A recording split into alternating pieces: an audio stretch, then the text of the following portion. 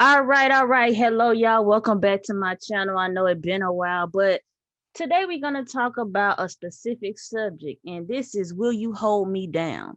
And when I say hold me down, I mean, will you hold me down while I'm in prison? Will you hold me down if I got to go overseas and fight in battle, fighting war? If will you hold me down if I just got to go somewhere far, far away and handle some business or put some time in, and you will wait for me until I come back? Is the love this real? Well, right here with Yandy and Mendeecees, the love one that real because your boy said, not actually in the words of I won't hold you down, but he had to think about it and process it first. And he said he don't know if he'll be able to do that after his wife held him down while he was in jail. Now let's go ahead and play the tape and we're going to do some commentary in between takes and see what the conversation was about. Yandy, Mendeecees. Y'all ready? Time to get real. Any insecurities between you two? No, None? none. Prison, Is that an insecurity? because I feel like when he was locked up, I was locked up. Well, you ain't emailed for 2 months. Yeah, but For I was, 6 that's months. because I was talking to you every day. No, you don't. No, you don't Every do that. single day, You're 3 right. times a day. You're lying. You don't even get that many minutes. I spoke to you every No, you day. did not. Not every day. Every single day. Now, don't over-exaggerate, but And if listen. I didn't talk to you, it was a problem. And then it would be, you don't have to do this. And for me, that felt like, don't negate what I have been doing. Don't negate me making sure you and the kids are good. Don't negate the calls I did pick up. This is Okay, let's stop right here. One thing I don't like about this is the deflection. You made the decision you wanted to make in your life and you went to jail and you got to sit with that. Okay. First of all, that is not her fault. You lucky enough that she was there for you. A lot of women wouldn't probably even be there for you or probably would have just moved on with their life or did some kind of trickery within y'all's marriage. So the deflection on, oh nah, you didn't call every day, you didn't do this, you didn't do that, it's kind of pushing blame towards, the reason why we have insecurities is because what you didn't do.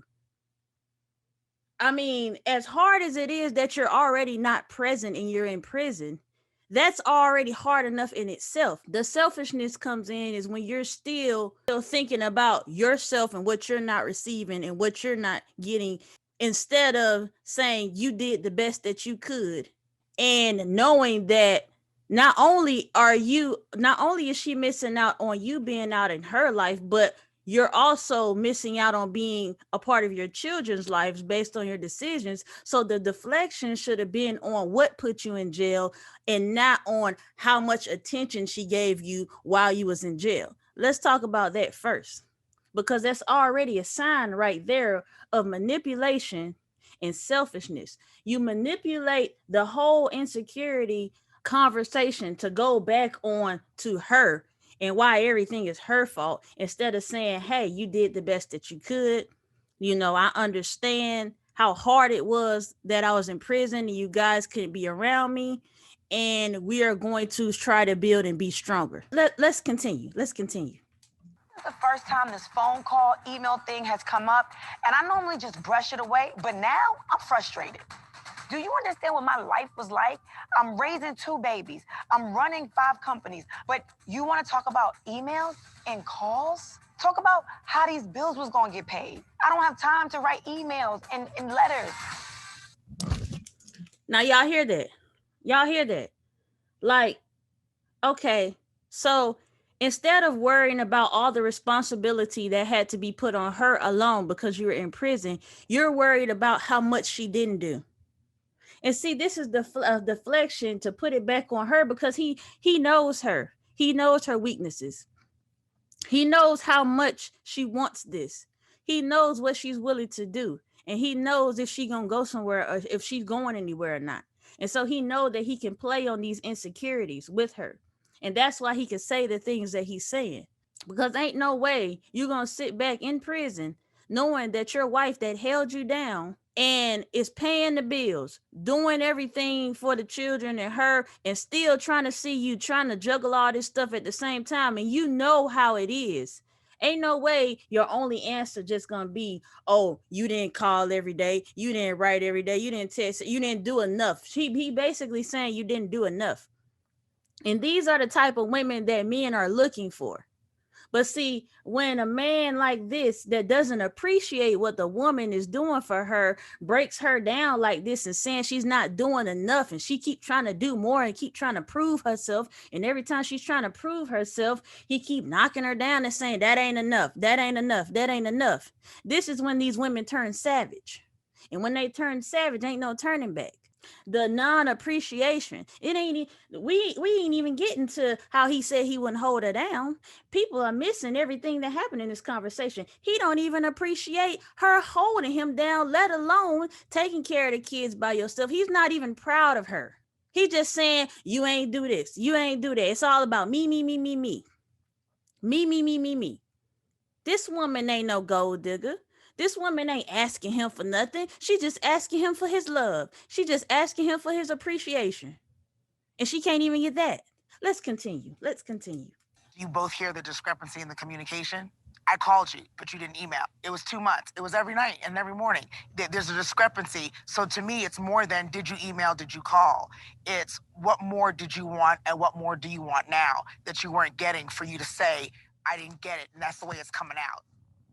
I was kind of holding resentment because I said the moment I step out of here, she'll be blowing my phone up every 5 seconds. So for me, I started to feel like I was put on a shelf. I wasn't going nowhere, and you'll play with me when it's time for me to be free. I was gonna allow no one to treat me any different than for me being free or me being incarcerated. Treat me the same. Don't mishandle me like that. Not when I... Okay, so for you to know that when you step out of there, she was going to be blowing you up and calling you and blah, blah, blah. That's your security to know that she didn't put you on the shelf. That's your security to know that her love for you is real. Because if it wasn't, you wouldn't know if she would be calling you, blowing you up once you got out of prison.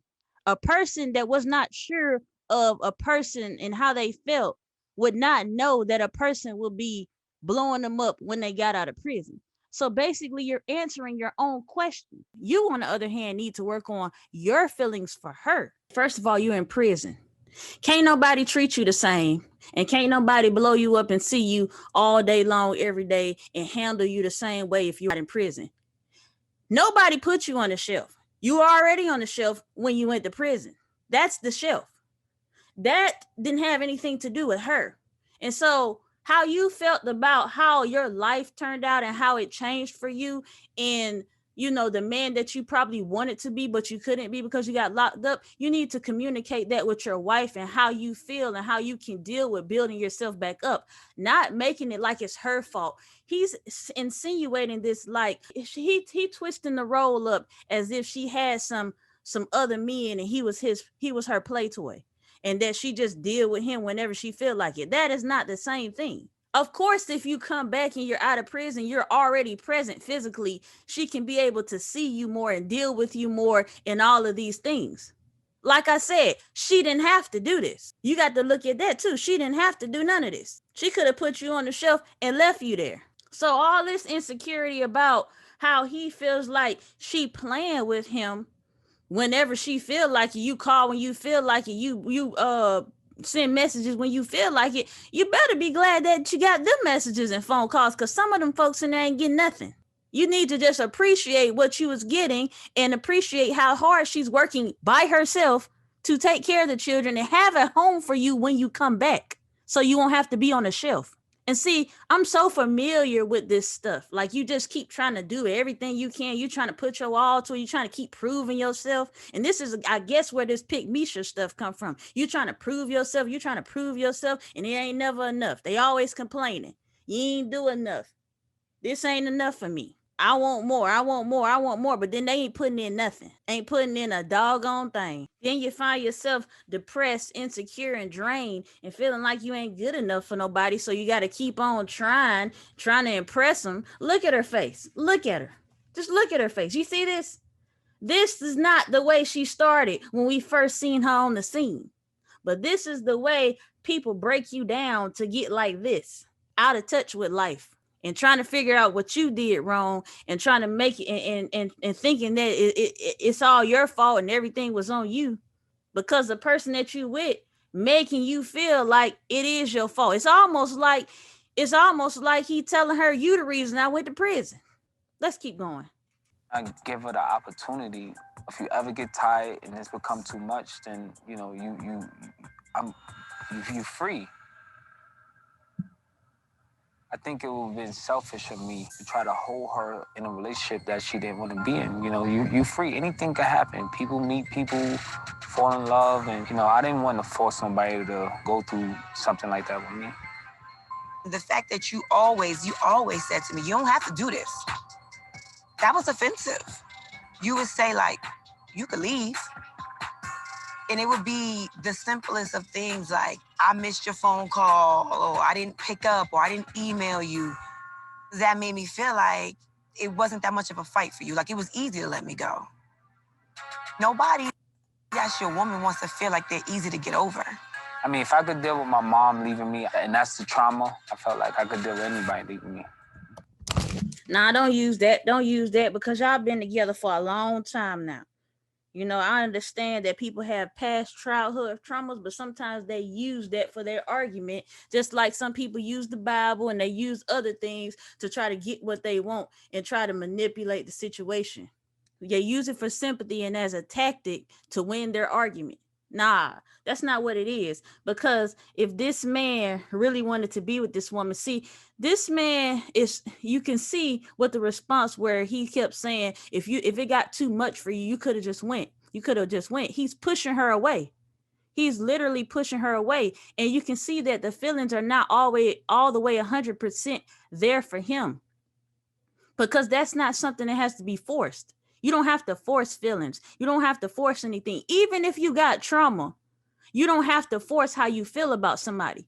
You might have to change the way you react and change the way you do things in your relationship, but it's not going to change the way you actually feel about them. And that's the truth. I can be a messed up person from my childhood traumas. I can say the wrong things. I can do the wrong things, and I can learn how to deal with those things based off of my trauma, but that's not going to change the way that I actually feel about you. And being that if anytime she missed something or did something wrong, he kept throwing that in her face, that lets me know that he ain't in it 100%. He's there. He's there. He's occupying space. He in position. He got children. He in position. But he already letting you know that, look, you could have did what you wanted to do. And I'm letting you know that because think about it in future reference. Hey, I already told you this. So if I feel the same way, I'm going to do what I want to do too. And of course, nobody don't want to hear that, especially in their union. They're married. It's not like they're dating. It's not like they're dating. It's not as simple as, oh, just go do what you want to do, especially when she's trying to work on things and that's all you can come with. Obviously, she didn't want to go nowhere. That's why she's there. You don't have to keep telling a woman she can go do her own thing if it's hard for her. Obviously, it wasn't hard for her. Obviously, she wants to be there. She wants to stay there. So what is the point of keep telling her, go somewhere if you want to? If it's getting too hard for you, just go somewhere else. If she's not going nowhere. If you told her this, she would have went if she wanted to. But she's still there. So now how we gonna fix this? Let's keep listening. Nobody that's your woman wants to feel like they're easy to get over. I mean, if I could deal with my mom leaving me, and that's the trauma, I felt like I could deal with anybody leaving me. It would be great to be like, nah, I got you.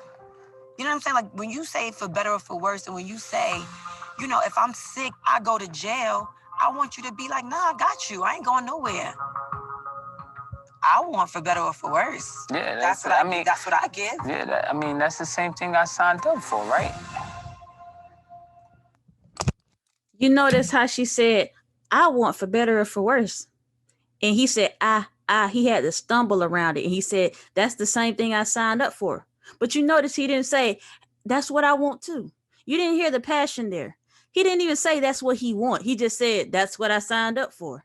So obviously that's letting you know. Look at his eyes. His eyes go back and forth. He can't even basically like look her straight in the eye the whole time. He wandering around. He got to keep thinking about what he gonna say because he don't want to say the wrong things, but he want to be truthful at the same time. But he said, "This is what I signed up for." So this is basically him saying, "This is what I'm stuck with." Nobody that's your woman wants to feel like they're easy to get over. I think you had a lot of time on your hands. And I think with that time, I think that I did a damn good job. I say that to you all the time. Like, if the roles were reversed, would you hold me down?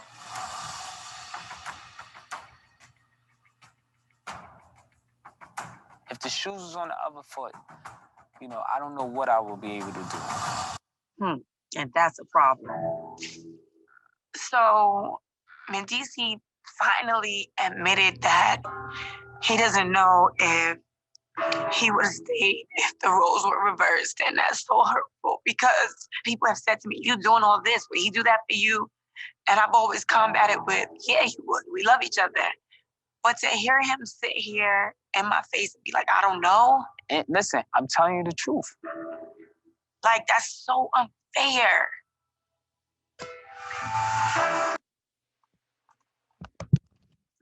Yep, unfortunately, it is unfair, and it's a sad thing to hear because I mean, you want a person to be honest, but at the same time, it's really hurtful when a person is being honest this late into the marriage or the situationship, relationship, whatever you have going on.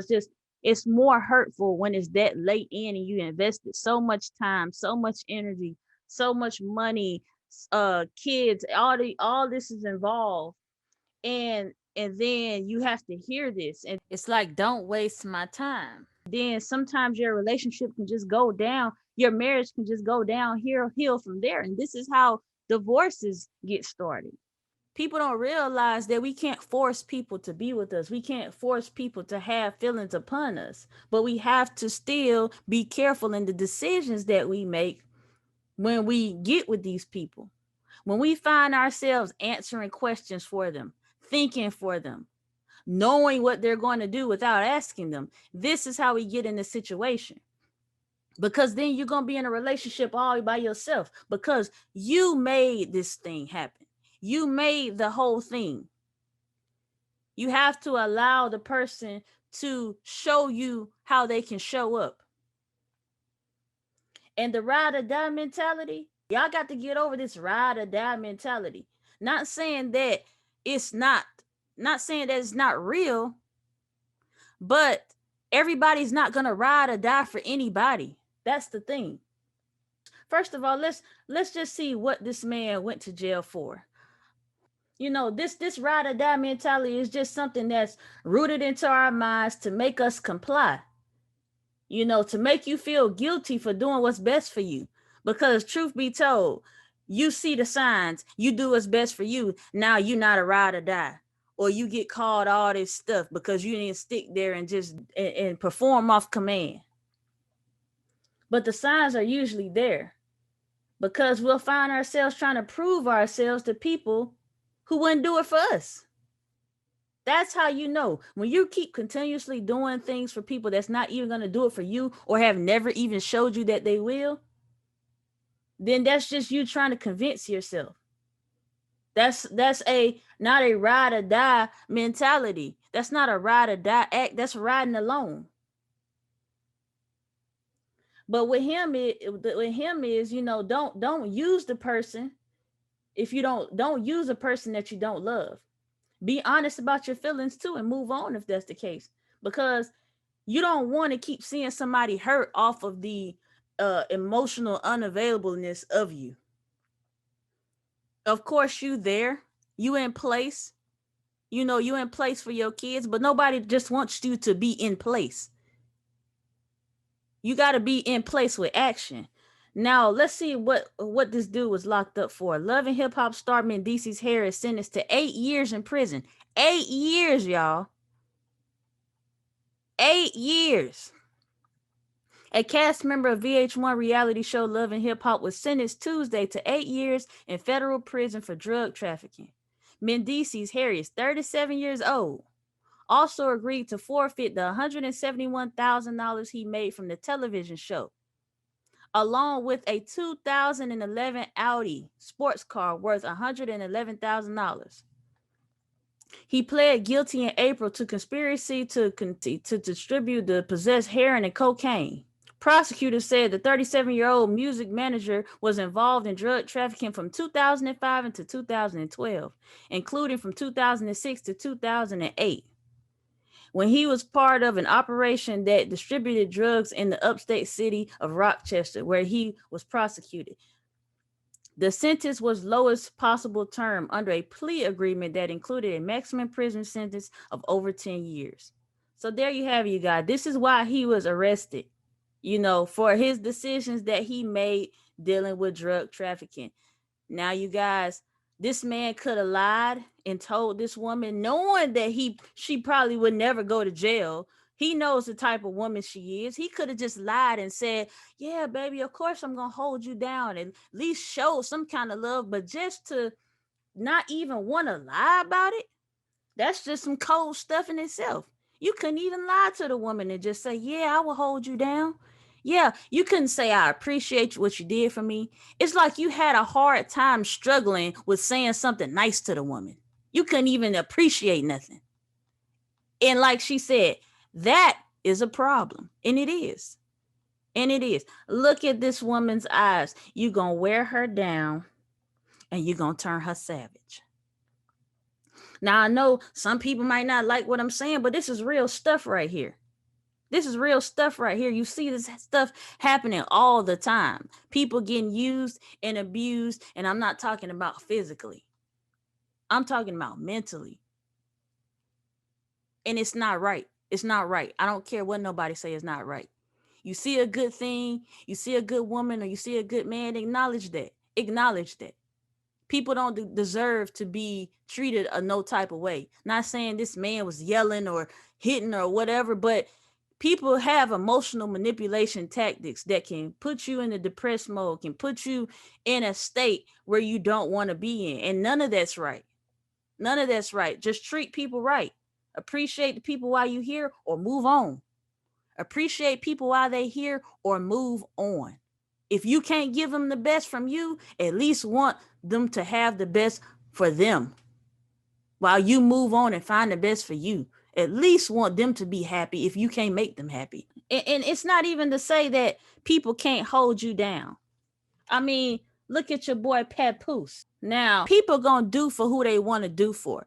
Believe you me, even Mendeecees, people gonna do for who they want to do for, and they're going to feel what they feel for who they want to feel for.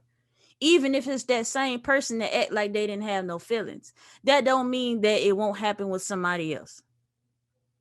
Now we're gonna get to Papoose and how he held his woman down while she was in prison for 6 years.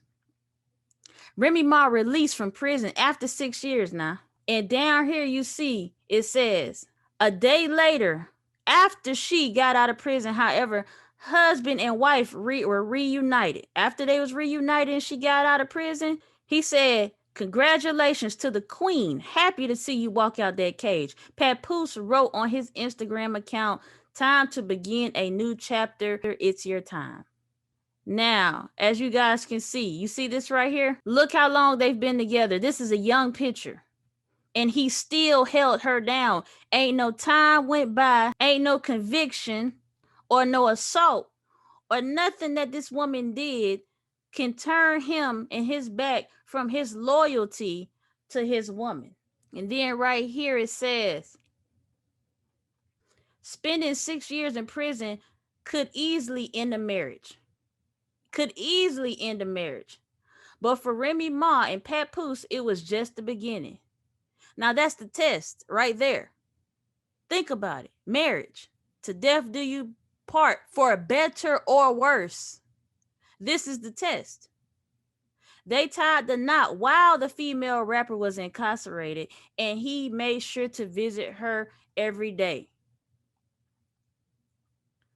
They said, it says, we already know that Remy Ma and Papoose had a strong marriage from watching them on VH1's Love and Hip Hop. So that's the foundation. It was already strong. When the foundation is already strong, it's hard to break. Here's what she said when she was asked who was there for her while serving jail time. My husband, of course.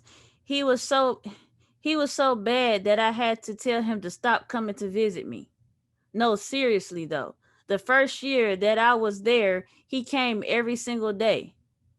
That's no small feature considering the maximum security prison in Bedford, New York. Now it says that Papoose was clearly devoted to Remy, which she felt blessed for. Keyword, she felt blessed for what he was doing for her. Now, people might say, "Oh, well, he went to go visit her every day. Maybe that's what's lacking in their marriage. She didn't go every day." But the difference is, look at how many kids they had before he went to jail and how much responsibility she had on her, and how many businesses she has as an entrepreneur, having to keep everything straight.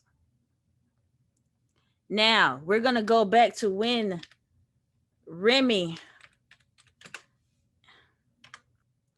after they tied the knot in 2016, they welcomed their first child together in December of 2018.